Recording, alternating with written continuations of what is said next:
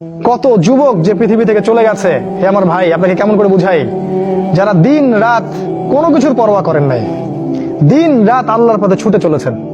ওই খালিদ বিন ওয়ালিদ রাদিয়াল্লাহু আনহুকে দেখেন, তিনি মৃত্যু সজ্জায় বলেছিলেন যে আমি জাহাদতু কাযা ওয়া কাযা, আমি যে কতই না যুদ্ধ করেছি আল্লাহর পথে, আমার শরীরে এমন একটা দাগও নাই যেখানে মানে একটা জায়গাও বাকি নেই আমার শরীরের মধ্যে যেখানে কোনো তরবারির আঘাত নাই বা বর্ষার ছোঁয়া নাই।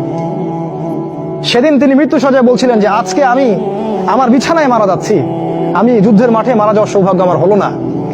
ফালা নামাত আইনুল জুবালা, তিনি বলেছিলেন যে কাপুরুষদের দু চোখ যেন কখনো না ঘুমায়। ওই দেখো যুবক, তোমার আদর্শ।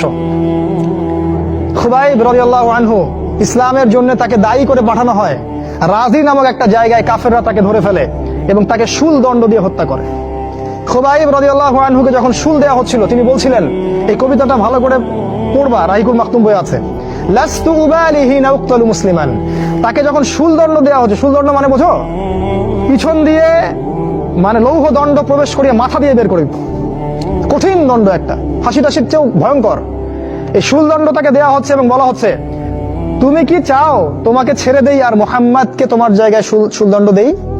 কাফেররা বলেছিল। আর এই যুবক বলেছিলেন যে আমার জীবনের বিনিময়ে নবীর একটা চুলের আঘাত পাক সেটাও আমি চাই না। দোয়া করছে, আল্লাহ আমার মৃত্যুর সংবাদটা নবীকে পৌঁছে দিও। আল্লাহ পাক সেটা পৌঁছে দিলেন। রাসূল মদিনা থেকে খবর পেয়ে গেলেন যে খুবাইবকে হত্যা করা হয়েছে। তিনি তখন কবিতা আবৃত্তি করছিলেন যে লাস্তু উবালিহি না উক্তালু মুসলিমান, আমি কোনো পরোয়াই করি না যখন আমাকে মুসলিম হিসেবে হত্যা করা হচ্ছে। আলাই জামিন কানা লিল্লাহি মাসরাই, আমাকে যেদিকেই পাশ ফেরানো হোক না কেন সেটা আল্লাহর জন্যই। ওয়াযালিকাল ইলাহু ওয়া ইয়াশা, এবং তিনি হচ্ছেন এমন ইলাহ যিনি যদি চান ইউবারিক আলা ফি কুল্লি শিলউই মিমাসা, তাহলে তিনি প্রত্যেকটা আমার গোশত টুকরা হাড্ডির মধ্যে বরকত দিতে পারবেন। এই কবিতা বলতে বলতে তার জান চলে যায়। এই যে তোমার আদর্শ, কখনো ভেবেছো তাদেরকে নিয়ে? তারা তোমাদের সুপার হিরো। আজকে ফ্যান্টাসির জগতে সুপার হিরো খুঁজে বেড়াও তোমরা। রাসূলের আদর্শ গ্রহণ করার সৌভাগ্য হলো না, খালিদ বিন ওয়ালিদকে দেখতে পারলে না। ওমর ইবনুল খাত্তাব এমন বীর, যার সামনে 10 জন 15 জন কিছুই না, তরোয়াল নিয়ে বের হয়েছেন নবীকে হত্যা করবে। প্রতিমধ্যে শুনলেন কি, তার বোন ভগ্নিপতি ইসলাম কবুল করেছে, চললেন বোন আর ভগ্নিপতিকে আগে মারবো তারপর নবীকে। সেখানে গিয়ে শুনলেন কোরআন তেলাওয়াত করা হচ্ছে, কান লাগিয়ে শুনলেন কি তেলাওয়াত করা হচ্ছে।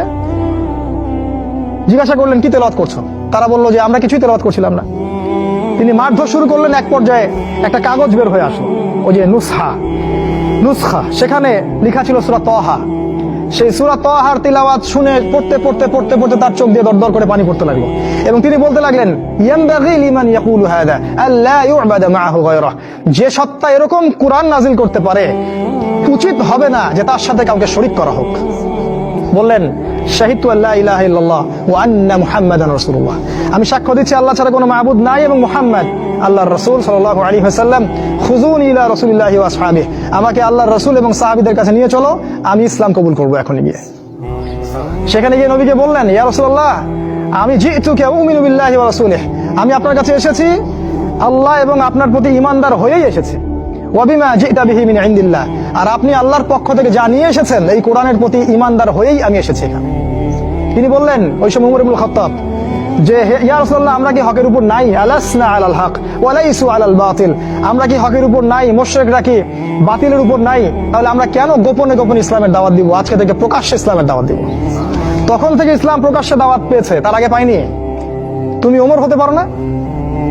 একটা ছেলেকে দেখলাম অনলাইনে, আমি তাকে চিনি না, অনলাইনে একটা স্ট্যাটাস দেখেছিলাম, খালি ইসলামের পক্ষে কিছু একটা বলার কারণে তার একটা বড় পথ চলে গেছে এবং সে স্ট্যাটাস দিয়েছে যে যদি একদিন বাঁচি সিংহের মতো বাঁচবো, তাও ধর্মকে আমি দলের কাছে বিক্রি করব না। মন থেকে দোয়া চলে আসলো ওর ওখানে। আমি কমেন্ট করেছি যে তোমাকে আল্লাহ ওমরের মতো কবুল করুক। হামজা বীর সাহাবী, যাকে উহুদের যুদ্ধে শহীদ করা হয়েছে, আবু জেহেল রাসূলকে চর মেরেছিল একটা। হামজা রাদিয়াল্লাহু আনহু যখন শুনেছেন আবু জেহেল রাসূলকে মেরেছে, সরাসরি আবু জেহেলের বাসায় ওকে গলার ধরে বের করে প্রচন্ড জোরে ঘুষি একটা মারা হলো। বলা হলো যে আমার ভাতিজা যে দিনের উপর আছে আমিও সেই দিনের উপর আছি, রুদ্দাহা ইন ইসতাতা'তা, তোমার ক্ষমতা থাকলে আমাদেরকে ঠেকিয়ে দেখাও দেখি। তিনি রাসূলের কাছে গেলেন, বললেন, ইয়া ইবনা আখি, হে আমার ভাতিজা, কুনতু আনসুরুকা বিল হামিয়া, আমি তোমাকে সাহায্য করতাম আত্মীয়তার সম্পর্কের কারণে, আলা নানসুরুকা লিল ইসলাম, আজকের দিন থেকে আমি ইসলামের জন্য তোমাকে সাহায্য করব। আশহাদু আল্লা ইলাহা ইল্লাল্লাহ ওয়া আন্নাকা রাসূলুল্লাহ, আমি সাক্ষ্য দিলাম যে আল্লাহ ছাড়া কোনো ইলাহ নাই, তুমি আল্লাহর রাসূল। এই যে ইসলামের শক্তি বাড়তে থাকলো, তখন তো তুমি হামজার মতো হতে পারো না? হামজা রাদিয়াল্লাহু আনহু উহুদের যুদ্ধে যখন করছিলেন, তার সামনে কোনো কাফের মুশরিক টিকতে পারে নাই।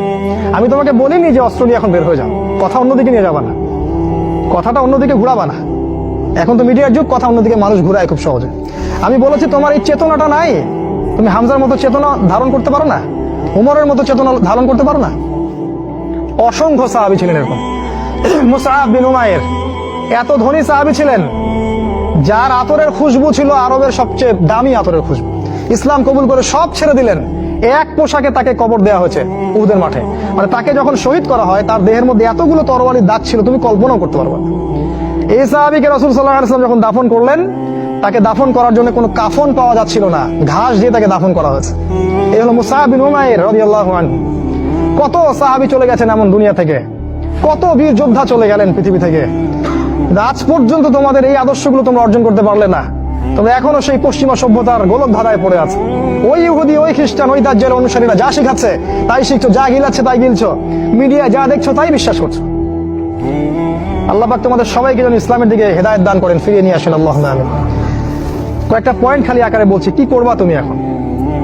এক নাম্বার, তুমি তোমার জীবনের উদ্দেশ্যটাকে ফিক্স করো। ঠান্ডা মাথায় আজকে রাতের বেলা চিন্তা করবা আল্লাহ পাক তোমাকে কি জন্য দুনিয়ায় পাঠিয়েছেন। একটু চিন্তা করবা, 1 মিনিট একটু চিন্তা করবা যে তুমি পৃথিবীতে নাই, তুমি পৃথিবীতে নাই, তুমি মারা গেছো। চিন্তা করবা তুমি মারা গেছো।